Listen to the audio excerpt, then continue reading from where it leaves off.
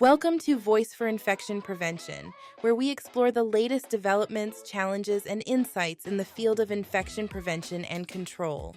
With a passion for promoting patient safety and healthcare excellence, we're excited to bring you engaging discussions with experts, leaders, and innovators in the field.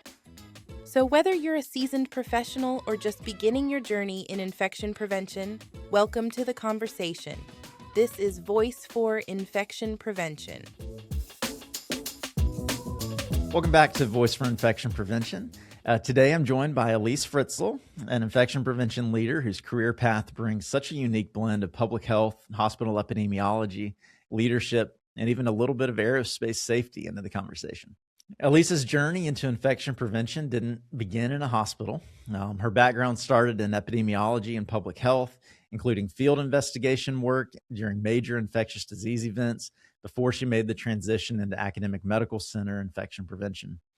Over time, she has grown from staff level roles into leadership positions across multiple complex healthcare environments, all while bringing a strong perspective on curiosity and continuous learning and the value of diverse backgrounds in the field. In this conversation, Elyse shares what it was like moving from public health into hospital-based infection prevention, how she built clinical knowledge as a non-nurse, and what she learned stepping into leadership earlier than she expected. We also talk about mentorship, APIC involvement, burnout, and why qualities like curiosity, humility, and relationship building matter so much in this work. And along the way, her story offers a really thoughtful reminder that there's more than one path into infection prevention and more than one way to make meaningful impact once you're there. If you're interested in career growth, non-traditional pathways into the profession, and the mindset that helps people succeed over the long haul in infection prevention, this is a conversation you won't want to miss. Let's dive in. All right. So I want to start off and just kind of really start off the way that we do most of these and figure out how you discovered infection prevention. I know you went to school and got a bachelor's in human biology, so it's kind of similar. Did you have any idea what you were going to end up, that you would end up where you are today at that time? No. Short answer. I did take, there were a couple of lab courses. It was public health bacteriology, and I loved it. And my professor happened to be really into it. And I think that really helped me discover my love for epidemiology, which is what caused me to get my master's. But I still didn't make that jump to infection prevention until later, and that was a little more accidental. Okay. And so it looks like you did some like research-based, statistical-based stuff before deciding to go back to school and get your master's in public health. So what kind of triggered that decision to go back to school?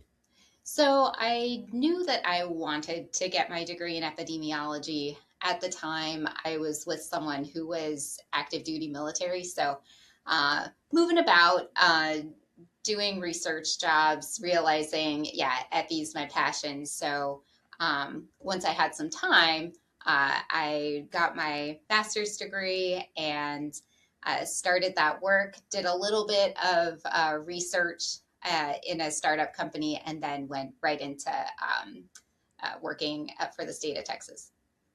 Okay. So talk to me a little bit about public health. I mean, that was your first kind of exposure to epidemiology, infection prevention, and all of this. So what was that experience like? Was it what you were expecting, or was it totally different? Yeah, what a great question. So I always knew that I liked infectious diseases. Chronic diseases are great. They're not great. They're horrible. They're interesting. But the thing that really grabs my interest, it tends to be infectious diseases. So I was doing a lot of like analytical work really in school, and getting that like boots on the ground field epidemiology work was really valuable. That's what I found I loved, where like no 2 days are the same. So in my time in epidemiology, it just so happened that I was in interesting places at interesting times. I was one of the first state EPIs deployed out to Dallas Presby during the time when they had an Ebola patient. Um, Oh, wow. so uh, dealt with that and investigated the first infant death due to legionellosis, which also happened in North Texas. And I think going through those investigations prepped me for a lot of stressful situations to come, but incredibly fascinating and good opportunities to make sure that something like that doesn't happen again. So then, I mean, you made it about 2 years and then eventually moved out to California, it looks like, and at a hospital, Yes. academic hospital. Now, clinical epidemiologist was your title, but could you explain what that role looked like? Yeah, it was basically infection preventionist, just a different title. Um, Okay. and really, I had applied to, so I moved to California and I applied to the LA County Health Department and and two hospitals. And I went to the first hospital for an interview, and I was told right away, you are too nice. You cannot be in infection prevention. You don't have the personality for it. And, Interesting. I thought, wow, what? um, and as a person who I'm pretty stubborn and determined, and I'm like, oh, I'm going to prove her wrong. But I think, it'll speak to some misconceptions about the field I think I'm pretty passionate about. I ended up getting an interview at UCLA, and then they happened to get back to me before LA County did. So honestly, if LA County had been faster at accepting me, I might have gone that route. But I'm so happy that things happened the way that they did, and I ended up in infection prevention. Okay. Well, okay. So you're in a hospital now. I want to hear what's the setup there. Were you spread out across multiple hospitals within their system? Were you at one place? Were you did they specialize you? Were you focused on like one type of infection, or did you get to do all of it? What was your kind of experience like the first few weeks? Yeah, great question. So there were IPs dedicated to the bigger hospitals, and then you had the opportunity to also cover ambulatory centers, of which UCLA has several. Yes. So there was some degree of specialization. There are certain areas within hospitals, and this is true of a lot of academic medical centers, where you'll have like inpatient psychiatric services or maybe certain transplant services, things like that, where you may be assigned to those areas. Hmm. But it didn't necessarily need to be hard and fast. You are always going to focus on liver transplants. But um, at the time in that area, I did have designated units and liver transplant, and um, there's a medical ICU and inpatient psych happened to be some of the things that I covered. How we see this often, especially now. There's a lot of people coming from public health departments trying to get into a hospital. There's mixed reactions on that. I'm curious how did that translate for you? Was that an easy transition into a hospital? Was it totally different than what you were expecting, or how difficult of a transition was it? Yeah, that's a great question too. I do think in the beginning it is a little bit like drinking from a fire hose. There's so much Mhm. information. There's a lot of regulation, a lot of reporting that we have to do, which there's reporting with public health as well, but lots of terminology that maybe I wasn't seeing so much in my role in public health. I think it's important to have a lot of curiosity. One thing that is true now was true the first day I was an IP is that I do not pretend that I know things. I ask a lot of questions, and I find that folks are very willing to tell you what they know. And I still do that now. I love learning new things. And one of the cool things about this job is that I am learning. I mean, it sounds like a cliche, but I do learn something new every single day. So you're here. How big of a team was it? I mean, you had, I mean, it's a large health system. I think there's 5 hospitals at UCLA, but how big, like how many staff people were you working alongside of? Well, at the time I started, and this was a while ago in 2015, there were a couple of IPs. Oh, wow. Okay. At the main Ronald Reagan facility, there were a couple at the Santa Monica facility, and then we kind of all shared ambulatory centers. So not a lot of coverage for quite a few beds, and I think that has since changed, and there's a larger Yes. cadre of infection prevention personnel. But at the time, it was very small, and there was lots of work to do. Yeah. How overwhelming was that? Because I mean, California already has more kind of regulations and reporting that's Yeah. mandated than other states, and then to be understaffed, at least how we know understaffed to be today. I mean, was it even possible, or were you just trying to keep up? Yeah, I think that's a common feeling among many IP professionals is just, man, yeah, you get as much done as you possibly can. For me, being in that environment early on allowed me to learn a lot of things quickly. Um, so I'll take a positive spin there. But it's true that when you have a few people and a lot of things going on, a lot of services, you do what you can, but I hope the executives are aware that you cannot cover all the things you would like to do, and have that sense of fulfillment. And especially if you're in an academic research kind of environment, though I think everybody wants to learn new things, publish so other people in the scientific community can learn from what you're experiencing. It's hard to find time for that when you're trying to get all of you're fighting fires all the time. Yeah. So you're an MPH. You're not a nurse. You go into this position. Did you feel any hesitation to hire you due to not being a nurse? And then once you got in, did you have problem getting the respect from different people that you needed just because you didn't have RN at the end of your name there? Yeah, I think that is another thing that non-nurse IPs, when I speak with them, have experienced. I I think I personally felt like I needed to try as hard as humanly possible to like prove my abilities and you know be as good of an IP as possible.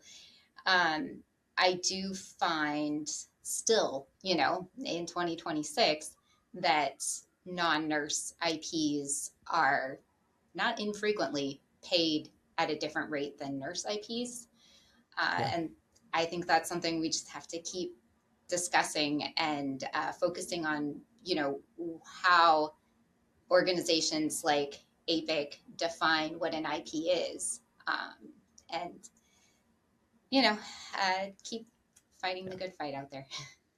Yeah. And it's trending the right direction. It has come a long way in the last 10 years, but it's still quite a long ways to go, and pay is a big part of that. Yeah, certainly As not well. everything, but I do use that as an example. Yeah, no, for sure. And so tell me this, obviously with infection prevention, no matter what background you have, there's a lot of learning that takes place, especially in your first couple of years of the job. How did, specifically the clinical piece, how did you go about learning the clinical things that you needed to know to do a good job? So there are multiple ways that I went about this. I think that uh, a common thing you'll hear a lot of IP leaders say is get involved in APIC as soon as you can. There are a lot of foundational courses, things you can take that are focused on infection prevention, but have those clinical pieces tied in. So doing that early on, reading the NHSN manuals, understanding that. Um, it is helpful that I have a nurse in my family. My mom was a nurse. um, Nice. and yeah, networking, knowing your resources there. I read a lot of books. I've been a voracious reader since I was a kid. So I think with all of that in mind, I hope that I skilled myself up um, quickly, but I did feel a lot of pressure to on myself Yeah. to learn as much as possible, get like walk the floors every single day. Like there's so much you can learn from reading, and then there's so much more you can learn by being there and talking to nurses, seeing what they're doing. Really, all professionals, not just nursing, but um, I think spending that time and being able to spend that time out on the units, it helped me so much. You sound like a studier, and most IPs just crave learning. I'm curious when you decided to go and get your certification. Yeah, that was pretty early on. I think at the time that I was certifying, it might have been closer to a requirement than a suggested work in the field for 2 years before you get your certification. I worked in the field less than 2 years before getting mine. But I think that the process of getting certified helped me learn more about the field and, kept me in that research mindset and was glad that I had it. Um, Highly recommend it for those who don't have their CIC but are interested in the field and want to devote themselves to it. That's what it seems like. A lot of people really feel like they learn a lot just from the studying of it, like Yeah. the prep work and the stress you put on yourself to do it. Seems to make a big impact.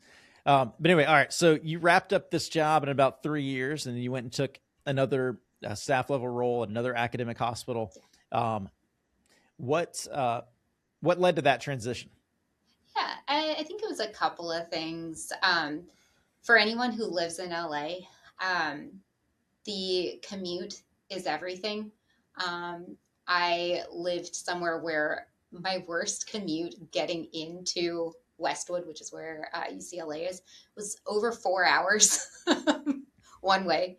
So Oh my it gosh. wasn't usually that way, but I was on the 405 and the 101 sometimes. So I think some part of the move was motivated by location, um, Yeah. and some research. And really, I was excited too about the Comprehensive Cancer Center, which is at USC. The Norris Comprehensive Cancer Center is fantastic. So getting to learn more was great. I know there are IPs who stay at a facility their entire career, and that's valid too. I happen to like to see some different things. So, Yeah. Well, and you don't see it much. I mean, honestly, in infection prevention, it's one of those fields that's so small, and people don't, I mean, tend to stay in position. So if you're wanting to move up at all, you tend to have to, and that's move up in title or move up in pay, but you tend to have to be willing to relocate a lot of times, yeah. but at least go to a different facility. So, um, no, that's not a thing at all. But tell me how different the two facilities were. I mean, were you shocked by how similar everything was, or were you shocked by how just totally different your job was? So every hospital is a unique snowflake to a certain degree. I didn't realize because UCLA was my first hospital, um, how different the building or infrastructure would be. Keck at USC is a little bit older, and with older facilities come certain issues. Though, you're going to get your water intrusions everywhere. There are wipes in the pipes, which is a common issue in new and old facilities alike. So I think that the different facility like infrastructure was a little bit of a surprise. Um, Otherwise, honestly, a lot of similarities, and they're both in California, so same Yeah. reporting structure. But Did you find your second IP job in a hospital easier? I mean, did you feel like you had to relearn everything, or was it like, no, I can take a lot from where I was and really just hit the ground running? so I think every hospital has its own culture embedded, and it's a good thing to learn that early on.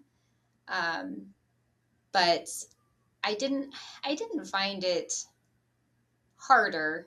I think maybe every subsequent hospital I go to is maybe a little easier once you understand the structure, governance, the committees. But um, even the tech tools that people use, like if you're Oh yeah. utilizing Epic or Cerner or things like that, I've now gone through like 3 different systems. So you can. So there are challenges there, but yeah, I don't know. I think it's exciting to learn the nuances between Yeah. facilities. Couple years here, then you go and you land this director position. At the time, was this 2 hospitals, regular hospital, critical access hospital, and then 20 clinics or so? Is that kind of the scope of what you were dealing with? Yeah. There was Okay. a smaller hospital in Ojai, which was about like 20-ish beds, like pretty small. And then a larger facility in Ventura, about 20 ambulatory clinics. And there's a skilled nursing facility at the Ojai location. Okay. So again, that seeing the whole scope of service, I think is really interesting. Yeah. So this was a different deal. I imagine you had direct reports for the first time I did, in this yeah. role. Okay. How many people were reporting to you? Uh, Generally a very small number, like approximately 2. 2. Perfect. Okay. Yep. Now, did you set out for management? Like, was that always a goal to get to the leadership level and have people, or was that just something that kind of happened naturally and then you figured it out? That's another good question. I did not think about it initially. I think I was thinking about my skill set and becoming, the best IP I could be, but I wasn't um, sure, certainly when I first started IP, that I was going to be an IP manager or director. I did think about it a little bit more um, in my subsequent role, but not certainly when I started at USC. I wasn't even thinking this was something that would happen as soon as it did. Yeah. But when opportunities present themselves, uh, and I felt ready. I think that's the big thing. Hmm. Is just not taking that on for the title or for any other reason. Then, yeah, I know this stuff. I think I can take this on. Okay. So was this kind of a working manager role, or was it more executive oversight? So I would say more working director role. Gotcha. Um, Definitely oversight, but I think also with understaffed areas, like you have to do your boots on the ground work too.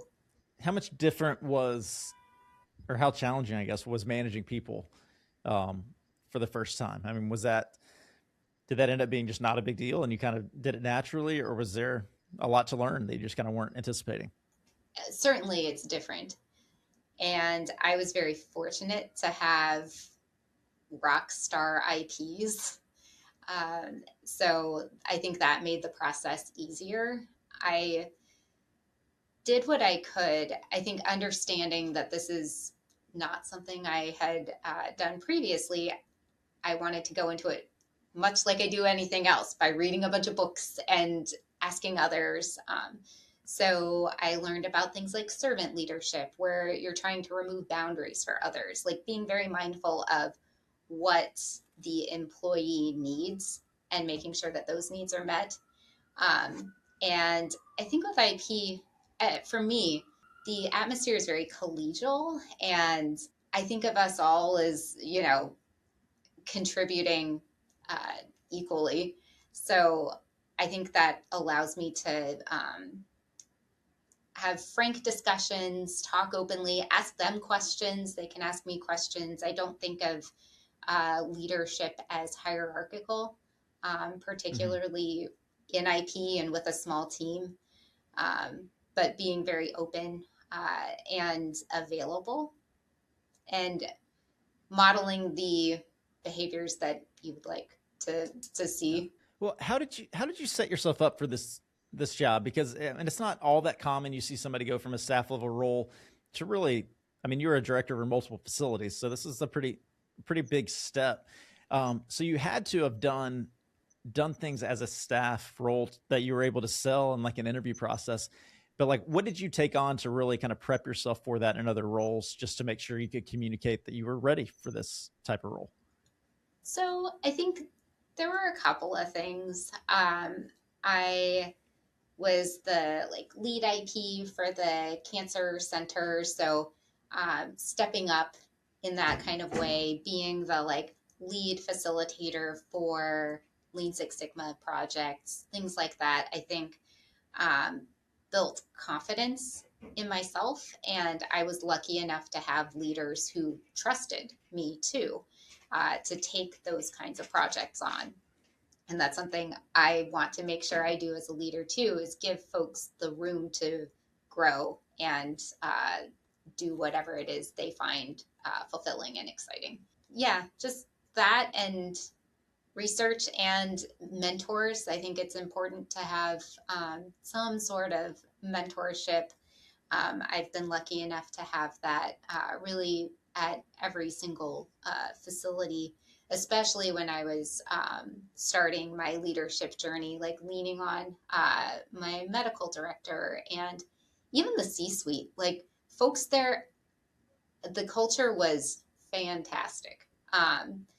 I was there. I started my leadership journey a few months before COVID happened.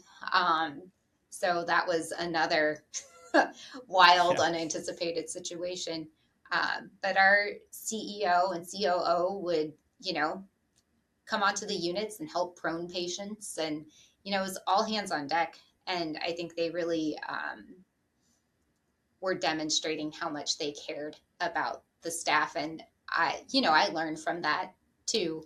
We've reached the point in your career where you just throw a major wild card at here. So you went through COVID, you kind of handled things, and then all of a sudden I see a job at NASA pop up on your resume here. So I mean, what was that role, and then how did that show up in your life? Yeah, great. I wasn't expecting that necessarily either. um, so I was doing my director thing for years. Again, it was during COVID. I was working very long hours. And I think something I've learned now, but didn't do a great job of back then, was having any sort of work life balance. It was just work, work, work, work, work. Yeah. And so I think I saw the job opportunity at the Jet Propulsion Lab and thought, this is a little out of scope, but kind of interesting. And I mean, to be frank, I think I was experiencing some burnout too. Um, Yeah. so I applied and I got the position at JPL as the as a safety and health engineer, but specifically the mishap program manager. And to the best of my knowledge, was the only epi on campus. Compare this for me between hospital and a jet lab and at NASA. Like I don't even have any concept as to what you would be doing.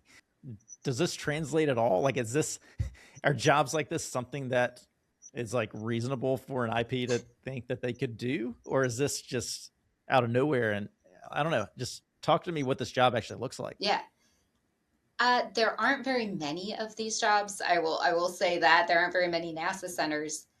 There was overlap for me in that looking at mishaps in aerospace. It's another field with a lot of regulation and a lot of consequence for bad things to happen if you have damage to property or to humans. So the mishap program was really focused on a lot of the work that had been done previously with the space program and aerospace, and which has been in place for decades. They do a really good job of investigating incidents and in evidence-based ways to then prevent something similar from happening in the future. Um, and so in that respect, we do the same thing in IP. Anytime there's a healthcare acquired infection, you're doing root cause analysis, you're in whatever way that looks like in your facility, you're trying to prevent these future negative outcomes from happening again. So that really resonated in ways I wasn't necessarily expecting. I think I also got to be involved with like the greater NASA human factors program. So focusing on that, I think, has made me a better IP going back into the field. So again, very well structured in the way that things that have a tie to, military, Air Force, things like that, can be. You're looking at your unsafe acts, and then the preconditions for those acts, and other like supervisory factors, and then organizational influences. All of this, I think, is really helpful to talk about. I think there can be a lot of blame. Certainly, we blame ourselves when something bad happens, but there are a lot of factors that go into an event, and it's important to not stop at the proximal cause, like the thing that happened right before the event or during the event, but to really figure out why. Why did that? Like, ask the 5+ whys, trying to get down to what is generally an organizational problem that or opportunity to address. I mean, that translates a lot, though. It sounds like. Were you dealing with anything infection prevention esque, or was the only really thing that translated was really like the root cause analysis and the process behind investigation? So I think there were some applicable ties. I wasn't there really at the time when they were doing COVID work, but there were industrial hygienists there. There still are, working on, safety at the workplace, things like that. And if there were to be any sort of cluster of illness, an event like that, that team would get involved. But it was generally a little less healthcare, but still similar, quality improvement and safety principles. That role, you did it for about 1.5 years, it looks like, Yep. and then you ended up moving across the country to Boston. Yeah. I assume so. And you got another director level position. I did. Now, Tufts, is that an academic medical center as well? It is. I've only been at academic medical centers. I was going to say, you've only been at academic. So let me ask this. A lot of times we'll see, anytime you leave a hospital in infection prevention, it's oftentimes very hard to get back into a hospital setting, or at least there's a lot of questions to answer as far as what have you been up to and how do you explain this? Yeah. So for you, was that a difficult thing to get over, and how did you answer those questions that came up? So it wasn't too much of a challenge. I think people like talking about NASA, so that was helpful. Yeah. And otherwise, I still kept connected to APIC. So I felt like I didn't lose too much of my skill set. And for whatever reason, I seem proficient enough. I honestly don't know how. I think I got lucky, is probably the answer. And then in this role, I guess USC, a similar thing. You're still a non-nurse. Yep. Have you ever had any real like conflict around that, or kind of, I don't know, was there any challenge? Has that brought any challenges? Yeah, I think that is not uncommon. I think, especially for folks who aren't in the field, they might not recognize that the work that the non-nurse IPs do is the same work that the nurse IPs do. We all have our perspectives going into a job, which I think is why it's so important to have a diverse field and diverse representatives. I think that makes the work that you do all that much better. So, yes, I think my role in providing that legitimacy is in the work that I provide and the questions I ask. And um, thankfully, any little inklings that I feel of that, like, oh, but she's not clinical, tend to fade away with time, right? When people start to get to know what it is you do and what you can offer and how you can help. This position, how many people do you have reporting to you here? Again, two. You have two. Okay. Okay. So similar thing. Yeah. Now it's a larger hospital Yes. That you're dealing with as a director. Has this, I don't know, is this more of a working manager as well? Yep. Okay, It has to be. I mean, there's no way around it. I was going to say, yeah, it doesn't seem that way at all. Yeah. So, okay. Let me go back to a comment you made early on about you being too nice for infection prevention. You've obviously had a nice long career in infection prevention now.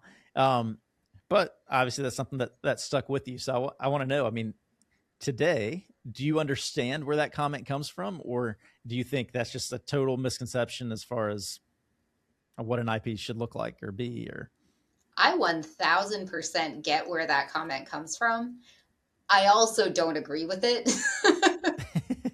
I think IPs are dealing with difficult conversations constantly. And I think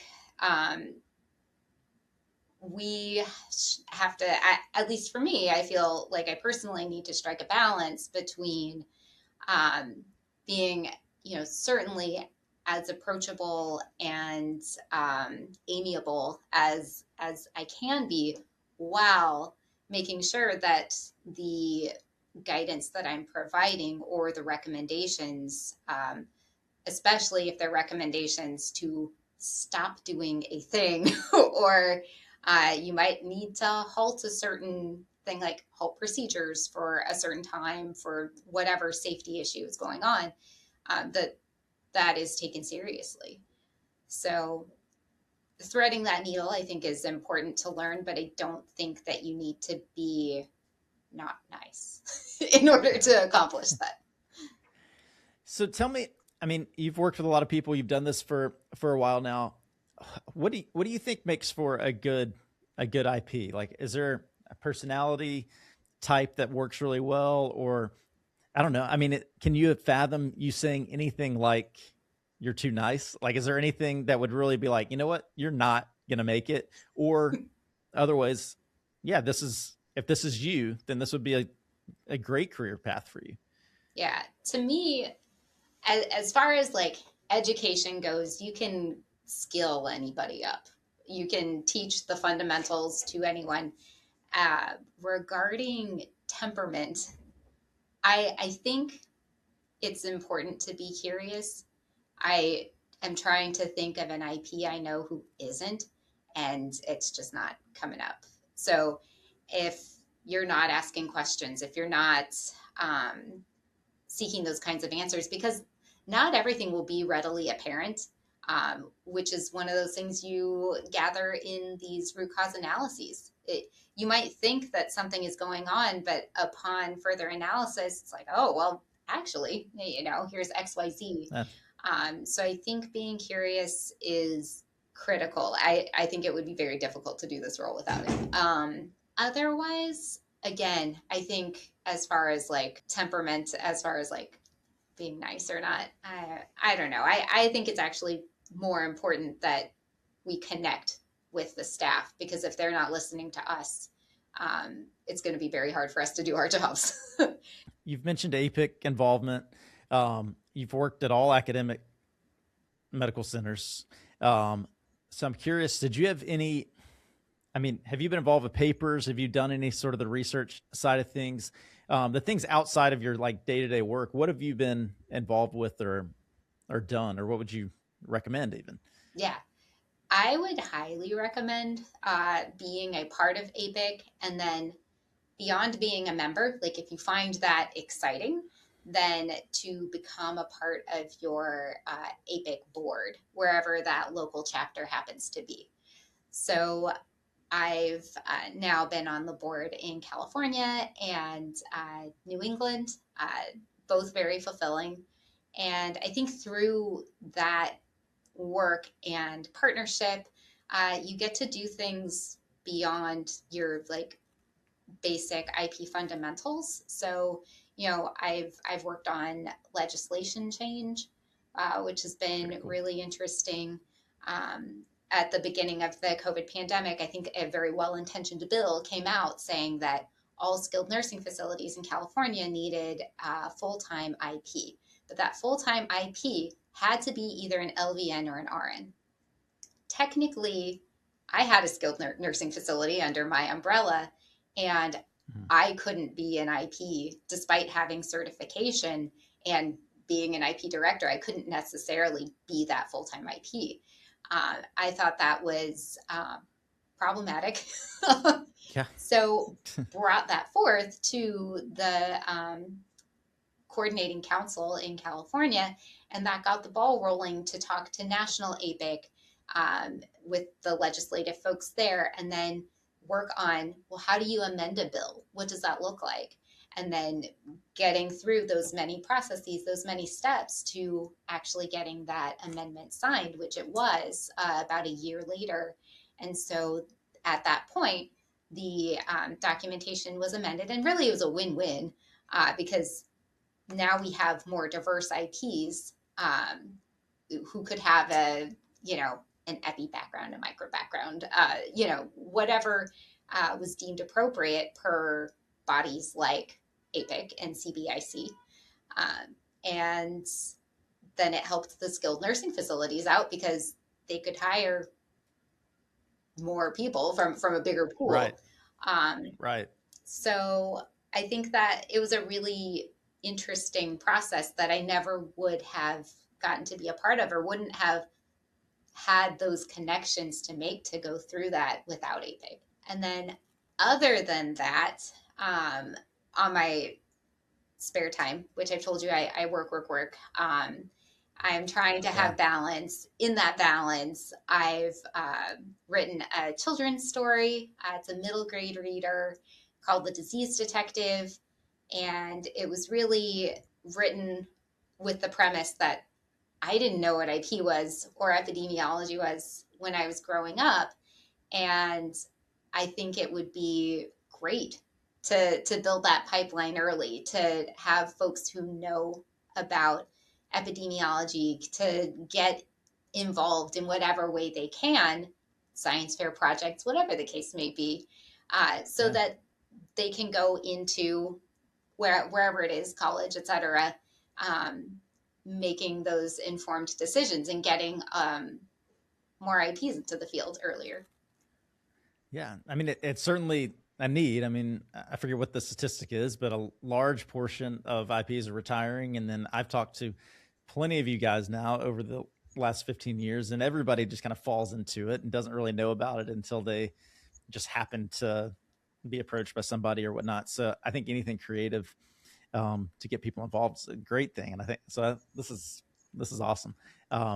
Is there a way we can like buy that book? Is that Yeah, on Amazon, or where do we find that? it's on Amazon. It's on Barnes and Noble, and then Oh, really? you just look up The Disease Detective, and generally, if you look up Elyse Fritschel, my name too, I'm the only Elyse Fritschel on the planet, so it pops up really easily.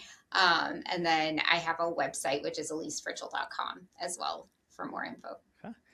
Have you had a good response from that book? That's just such a unique idea. I think it'd be awesome. You'd think that you'd be a It has been one of the more fulfilling things I've done in my life. Like getting to I've now gone to some elementary schools and talked about infection prevention and seen how excited they are about the topic, and hand washing, all sorts of things, and signing books, and some folks would talk to me about reading this book to their kids at night, and reciting some of the lines from the book. I mean, it's beyond my wildest dreams. It's really cool. Could you maybe just speak to anybody that may be kind of questioning whether or not this is what they want to do, or maybe experiencing some burnout, and just kind of, I don't know, what would your message to that group be? I think it's important to know that burnout is understandable. It's not to have shame around it. I think I did. I felt so guilty over it. And I think if I had maybe managed that properly at the onset before it got to a point where I felt like it was untenable, that would have been a whole lot better.